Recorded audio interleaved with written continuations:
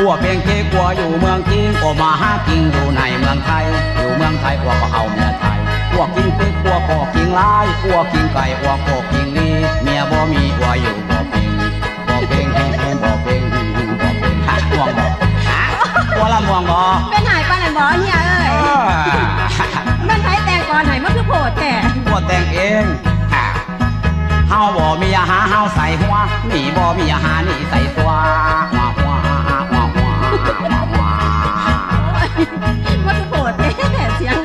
มันเสียงหยังไงเฮียอ่อน่ะนะลงตีประกอบ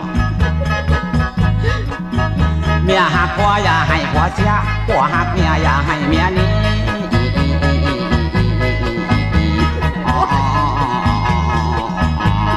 โอ้ยไอ้เฮียเอ้ยไปรำเป็นพระเอกให้ได้เด้อตื่นขึ้นมามุ่งหน้าขายของหาเงินทองต่างโกกต่างใจเฮ้อยู่ไปเฮ้กินไปเฮ้จงตายจากตังสนุกไหมว่าจะเห็นนี่ได้เฮียเอ้ยโอ้เมืองไทยคือเมืองสาวังผัวเมียกังยาปลูกเสียกสี